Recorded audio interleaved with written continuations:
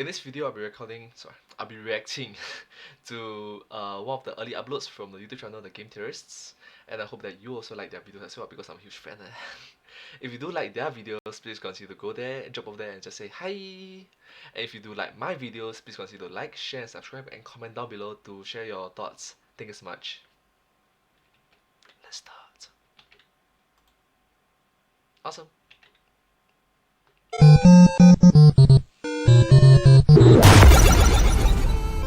Grab your tickets to the gun show and get ready to shoot your load, because we're taking aim at headshots.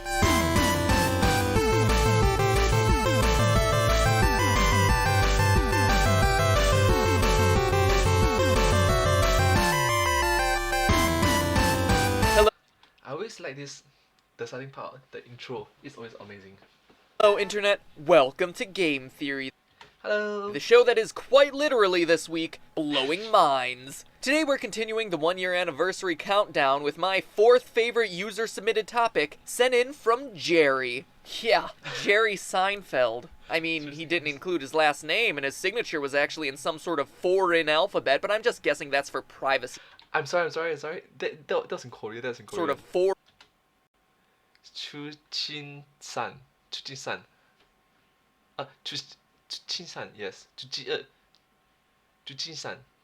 foreign alphabet, but I'm just guessing that's for privacy reasons. So, Mr. Seinfeld wanted to know, what's the deal with headshots? You get shot, you live. You shoot them, you blow their heads clean to Sunday. What do you got, some sort of bulletproof face? Specifically, Jerry wanted to know about the opening scene in Fallout New Vegas, where your character gets shot in the head at point-blank range and not only lives, but walks away with practically no brain damage. So today we're looking at ballistics. Except for that. Yeah, definitely except for that. Ooh, these are cute kitty. World politics, physics, and neuroscience to test the accuracy of this video game trope. Then we're throwing all the information together in one delicious milkshake of knowledge to see how believable the opening of Fallout actually is. Let's get one thing out of the way right off the bat. Yes, you can survive a headshot. In fact, studies show that 10% of people who are shot in the head survive. 10%! You have better odds of surviving a headshot than I do of writing a decent joke for this show. But sometimes the odds are really in your favor. Like Wenceslao Miguel, nicknamed El Fusilado, who was sentenced to death by Mexican firing squad. He survived 10 bullets, including one point blank to the head intended to finish him off. It's unknown how exactly he survived, but he escaped prison and then lived a full life. You remember Chumbawamba, that group famous for the song Tub Thumping in 1997? Yeah, I don't either. I don't either. And back then that was an old song. Right now it's even an older song. Apparently they had other songs, and one was about Wenceslao. I was going to make a joke about it being a fate worse than death by firing squad, but actually it's kinda catchy, so check it out in the ending credits. Anyway, Wenceslao shows us that it can be done, but what determines whether the odds are ever in your favor? Well, first we have to look at precisely where the bullet hits. You see, not all parts of the brain are created equally. It's like with children. Adults always say that all children are special, but we all know that some children are more special than others. Oh my gosh.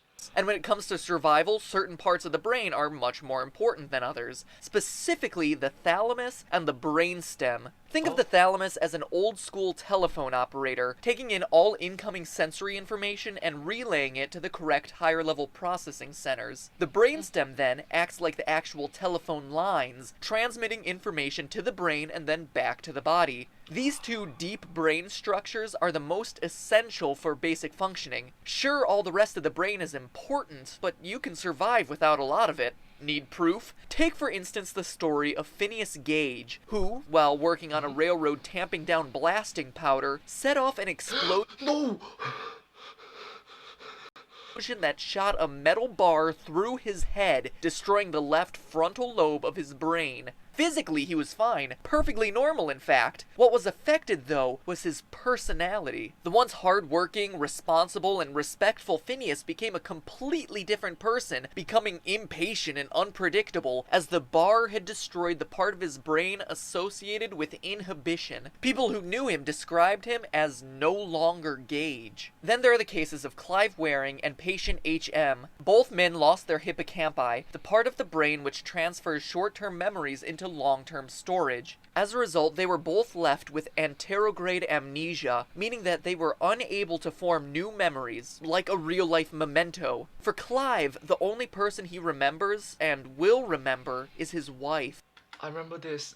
This is very very touching. It's like the only person that you can remember was your spouse. Literally partner for life.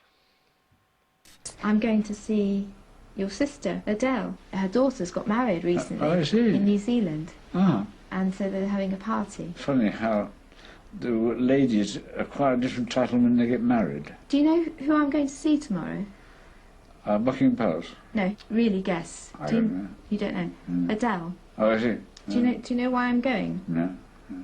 She's having a party at her house tomorrow. It's her birthday, isn't it? No. No. Do you know why? No. It's to do with her daughter. I see.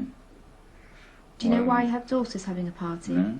Guess. No, I don't. She's just got married. Oh, I see. She just got married in... Do you know what country she just got married in? No, I don't. In New Zealand. Oh, I see. Unable to complete a sentence before he forgets what he was talking about, but otherwise, functioning normally. The brain is truly a fascinating organ. So, where... She never left the room. What was it? Oh, my wife. Oh, hello. Oh, my darling. Oh, this is my spouse.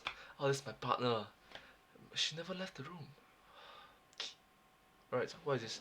Anyone caught shoplifting will be shot 100 times the value of the solar atoms. Come on! you get shot is the first big factor, but you also have to consider what you're getting shot with. For example, in games like Battlefield or Call of Duty, you're using high-caliber automatic weaponry. In our Fallout scene, it's just a simple handgun. And for futuristic shooters, we're dealing with plasma technology or particles traveling at the speed of light. And here is where we run into our good friend the Geneva Conventions again. Man, you just can't get away from shooters without bringing these things up. More specifically, a related document, the Second Hague Accord, which banned ammo that, quote, causes undue damage, end quote, in times of war. Or to put it differently, ammunition that has a hollow point, explodes, or is likely to flatten out and stay in the human body, thus causing more internal damage. So, take for instance Mass Effect's incendiary ammo, which sets targets on fire. In today's world, that would be a big no-no for any country that signed the Accord. Instead, this policy advocates the use of ball ammo, which is smaller and smoother than other ammunition. It also travels faster, meaning it's much more likely to pass through its target, resulting in less overall damage. So does this mean that headshots in war games are overly lethal? Absolutely not.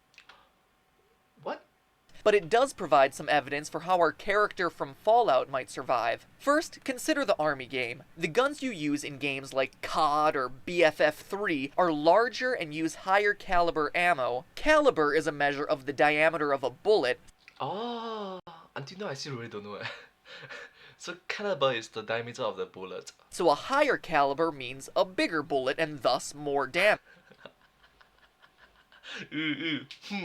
Then there's Mario.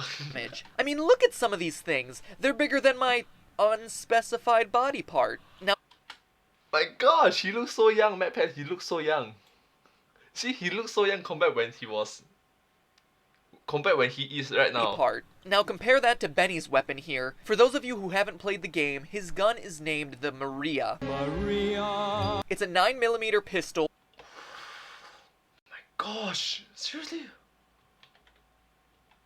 That's firing ball ammo. Perusing gun forums, many people question the strength of 9mm bullets, concerned that both their size and shape are not enough to consistently deliver killing blows. In fact, many users share anecdotes of how 9mm bullets have deflected off a target's skull, which brings us to our last point, the skull. If you want to penetrate the head, That was a Captain American reference. you first have to get through the skull, which is difficult considering both its thickness and its round shape. First, the skull isn't one uniform thickness. In fact, you know the phrase, hit 'em right between the eyes? That may actually make it harder to achieve a successful headshot, since one of the thickest parts of the skull is the glabella, the protrusion of bone between the eyebrows. My research showed that the force required to fracture a skull can range anywhere between 16 and 350 foot-pounds, depending on the part of the skull you target. Remember though that this is just the energy needed to fracture or crack the skull. You'll need more if you're going to actually puncture it with a bullet. Now compare those numbers to the muzzle energy of a 9mm bullet leaving a gun, which is anywhere between 350 and 450 foot-pounds. In other words, at thinner portions of the skull, a 9mm bullet would have little resistance, but at thicker areas, the skull will put up quite a bit of resistance. And all of this is true without taking into account the bullet's trajectory. So far, we've been assuming that it's a straight-on shot towards a flat part of the skull, but if the bullet angle is off, some of the initial force leaving the muzzle will be displaced, meaning it'll have less overall penetrating power. So you got all that? Good, because it's time we start putting it together. No! So what do we know? The essential parts of the brain, the type of gun and ammo being used, and the anatomical barriers in place to protect the head. The question is then, would the courier be able to survive this particular headshot? In short, it all comes down to angles. Benny is firing on someone who's kneeling down and looking up. Restaging this at a different angle to look at the bullet's trajectory, we see that his shot is either going to have to penetrate the thickest part of the skull, the glabella, or it's going to hit the rounded top of the head. The slight tilt of the head upward greatly reduces the flat area of the forehead where he can aim. When considering Maria is a 9mm pistol with maximum muzzle energy only slightly above the force needed to fracture the thickest parts of the skull, every foot-pound sacrificed increases the courier's chance of survival. Oh. Finally, assuming the bullet does pass through the skull, look at where it's going. Through the top of the brain. Case studies like Phineas Gage showed us that you can live without these portions. The brainstem and thalamus, the essential regions for survival, are located down and to the back. The bullet wouldn't come close to those areas, unless of course it stayed in the skull and bounced around. But remember, Maria uses ball ammo, which we found is designed to pass in and out of a target while making as little internal damage as possible. So, is it feasible that your character survived the headshot with relatively little injury? Surprisingly, yes. Someone called George Clooney because this scene is like a perfect storm of bullet survival. But here's the thing, like a lot of my research, none of it matters. You see, you get shot not once, but twice in the head. If your odds of survival were 10% for the first shot, by the laws of probability, your odds of surviving 2 get knocked down to 1%. But realistically, it's probably even less. You see, the first shot would knock you unconscious, meaning you're laying down on your side, exposing the most vulnerable part of your skull, the temple, for the second bullet. And trust me, at point-blank range, Maria's not gonna miss that target. So technically, your game is over before it even begins. Like we found with Zombie Shepherd, brain damage has once again destroyed the realism of a video game. But I guess I should have seen this one coming. I mean, being able to have a conversation with my surgically removed brain? Unlikely. Having it talk back to me like Stewie from Family Guy? Figured that out, have we? Would you like a cookie? Would you like a cookie? It's like talking to a child. Boom! Headshot! Wow, the cat. That's just ridiculous. Anyway, it's all just a theory. A game theory. My gosh, seriously. Oh, wow. I learned a lot more today than I expected it to be. Wow. Gosh. Having a 90s flashback. She's doing well. Thanks for asking. My first, my last, my everything. That's nice. That's nice of it.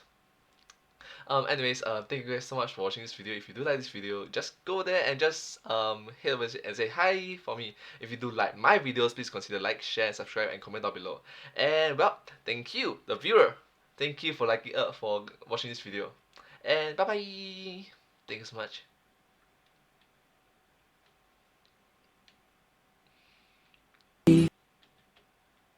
Awesome. Yeah, so lesson learned. If you get one shot, here, here, and here, and here is more strong, and here, bingo, you are. Yeah, the more you know.